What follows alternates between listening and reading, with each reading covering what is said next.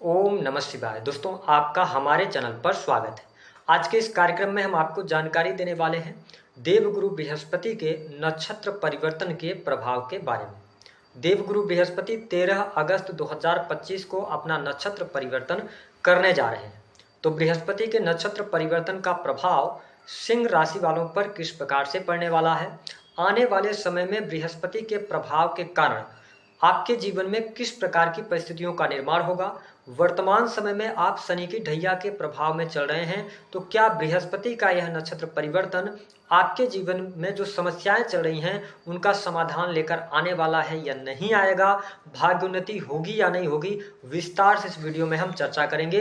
तो चलिए वीडियो की शुरुआत करते हैं, लेकिन उससे पहले यदि आप चैनल पर पहली बार विजिट कर रहे हैं तो चैनल को सब्सक्राइब कर लीजिएगा, नोटिफिकेशन बिल को जरूर ऑन कीजिएगा। देखिए, सिंह राशि वालों ये समझते हैं कि बृहस्पति का जो यह नक्षत्र परिवर्तन है यह कब से लेकर कब तक के लिए हो रहा है। तो देखिए, देवगुरु बृहस्पति 13 अगस्त 2025 को राहु के नक्षत्र से निकलेंगे और अपने स्वयं के नक्षत्र शुभ नक्षत्र पुनर्वसु नक्षत्र में प्रवेश करेंगे और आगामी 18 जून 2026 तक ये पुनर्वसु नक्षत्र में ही रहेंगे। अब देखिए, पुनर्वसु नक्षत्र की जब हम बात करते हैं तो यह बहुत ही प्यारा नक्षत्र होता है। इस नक्षत्र को धार्मिकता का भी साथ ही नवीनीकरण पुनः स्थापित करने का नक्षत्र कहा जाता है। इसके अंतर्गत कला, साथ ही संतोष की भावना, परोपकार, धार्मिकता, ठीक है, और पुनः एक बार सामंजस्य स्थापित करना, रिश्तों के प्रति वफादारी, इन सभी चीजों का समावेश होता है। वही देवगुरु बृहस्पति की अगर हम वर्तमान समय में गोचर की बात करते हैं तो बृहस्पति आपकी राशि से 11वें भाव से गोचर कर रहे हैं, यानी कि मिथुन राशि से, जो कि 18 अक्टूबर 2025 तक आपके 11th हाउस में रहेंगे।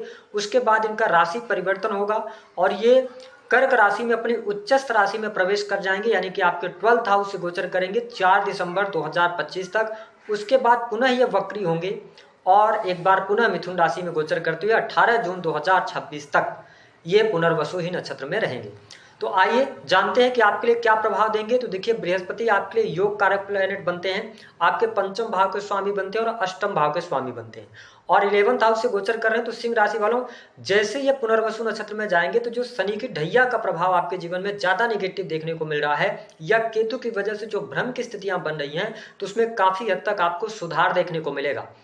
मानसिक तौर पे थोड़ा मजबूती आपको ये प्रदान करेंगे, आपकी बुद्धिमत्ता बहुत बढ़ेगी, साथ ही आप जो डिसीजन लेंगे या एक जो अननोन फियर आपके अंदर चल रहा था तो उस फियर से ये बाहर निश्चित तौर पे आपके लिए निकालने का कार्य करेंगे। 11वें भाव से देवगुरु बृहस्पति का जब गोचर होगा तो कहीं ना कहीं से सामाजिक तौर पर आपकी उन्नति देखने को मिलेगी, आपके आय में वृद्धि होती नजर आ रही है, रुका हुआ फंसा हुआ पैसा धन आपको मिलेगा।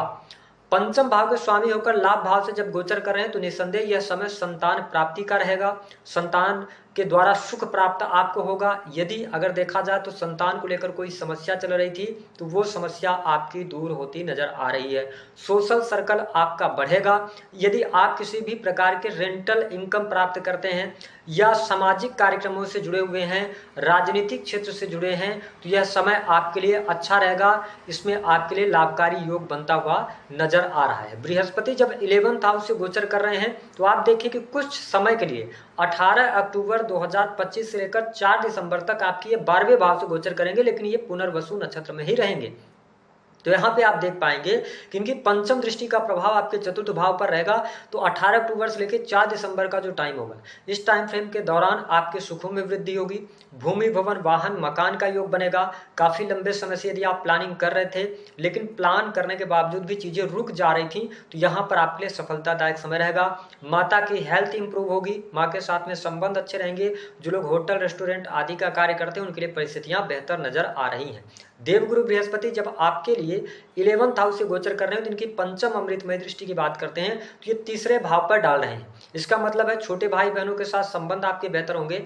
जो भी आप एफर्ट्स करने वाले हैं उन एफर्ट्स में शुभता देखने को मिलेगी आपके लिए, ठीक है। साथ ही sales, media, marketing, creative field, जो लोग वेब डेवलपर हैं या किसी भी प्रकार के आप क्रिएटिव फील्ड से जुड़े हैं, कंटेंट क्रिएशन का काम करते हैं, तो यह समय आपके लिए अति उत्तम रहेगा। इसमें आपके लिए सफलतादायक चीज़ें दिखाई दे रही हैं। छोटे भाई बहनों को लेकर कोई ना कोई गुड न्यूज निश्चित तौर पर आपको देखने को मिलेगी। इसके साथ यदि आप रिसर्च के किसी भी फील्ड से जुड़े हैं, आप अकल्ट, एस्ट्रोलॉजी, तंत्र मंत्र, ज्योतिष, साथ ही किसी भी प्रकार से ऐसे कार्य क्षेत्र जहां पे फिनांस का कार्य होता है, या आप पॉलिसी वगैरह बेचने का काम करते हैं, तो यह समय कुछ अप्रत्याशित सफलता आपके जीवन में लेकर आने वाला है। धन लाभ बहुत अच्छा होगा, रुका हुआ फंसा हुआ पैसा आपको प्राप्त होगा। ठीक है, साथ ही सामाजिक दायरा आपका बढ़ेगा, समाज के अंदर मान सम्मान ख्याति आपको अवश्य मिलती नजर आ रही है।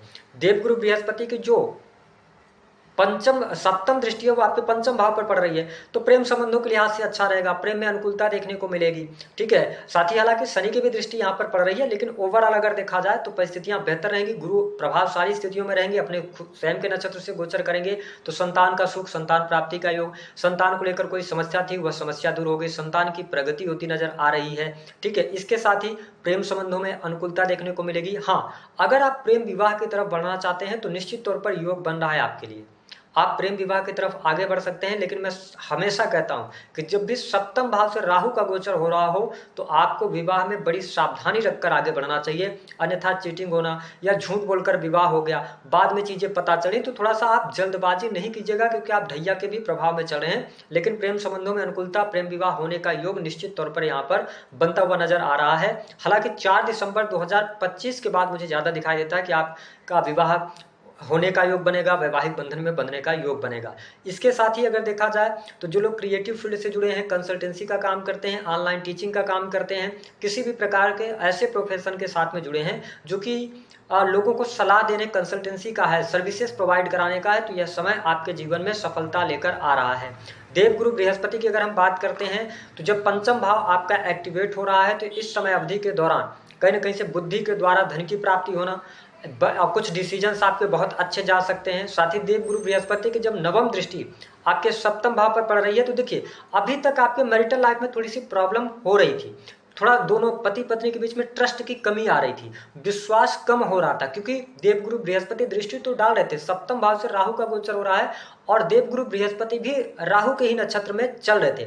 लेकिन 13 अगस्त के बाद अब जब देवगुरु बृहस्पति का नक्षत्र परिवर्तन हो रहा है, तो आप पति पत्नी के रिश्तों में एक बार प्रगाढ़ता पुनः देखने को मिलेगी, एक दूसरे को समझते हुए नजर आएंगे, जीवन साथी की प्रगति होती नजर आ रही है।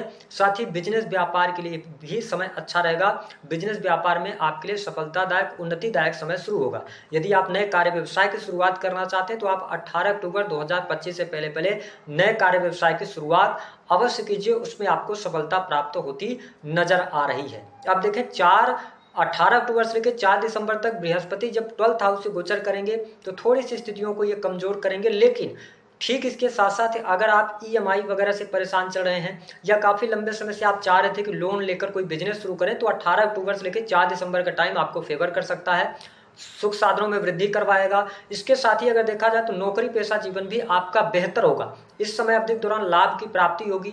ठीक है, नौकरी में वृद्धि के योग दिखाई देते हैं, वरिष्ठ अधिकारियों का सहयोग भी मिलेगा और दुश्मन संबंधी समस्या दूर होगी।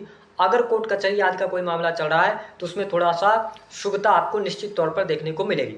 लेकिन हाँ, सिंह लग्न या सिंह राशि के आप हैं तो थोड़ा सा ये ध्यान दें कि अपने हेल्थ को लेकर निश्चित तौर पर कॉन्शियस रहिएगा, थोड़ा सा अननोन फियर आपको परेशान कर सकता है। और अष्टम से शनि का जब गोचर हो रहा है तो चोट चपेट दुर्घटना से बचना चाहिए। अगर आप कोई फैक्ट्री इंडस्ट्री चलाते हैं तो फैक्ट्री इंडस्ट्री से भी आपके लिए लाभकारी योग तो बनेगा, लेकिन थोड़ा धैर्य के साथ में आपको काम करना पड़ेगा। ओवरऑल देखा जाए तो काम धंधे के लिए, धन लाभ के लिहाज से, सुख साधनों के लिए बृहस्पति का यह नक्षत्र परिवर्तन आपके लिए काफी फायदेमंद रहेगा। साथ ही विवाह होने का योग बनेगा, दाम्पत्य सुखों में वृद्धि होगी, संतान का सुख मिलेगा, जो स्टूडेंट हैं, विद्यार्थी, उनकी पढ़ाई लिखाई में इंप्रूवमेंट देखने को मिलेगा और कॉम्पिटिटिव एग्जाम में सफलता के लिए जो समय रहेगा 18 अक्टूबर से 4 दिसंबर तक का, यह बहुत ही शानदार आपके लिए रहने वाला है। उपाय क्या करना है? देवगुरु बृहस्पति के मंत्रों का जप कीजिए। बृहस्पतिवार के दिन आप पीली वस्तु जो होती है उसका आप दान कर सकते हैं, या सिंपल सी बात एक ये रहेगी कि आप बृहस्पतिवार का व्रत रखिए।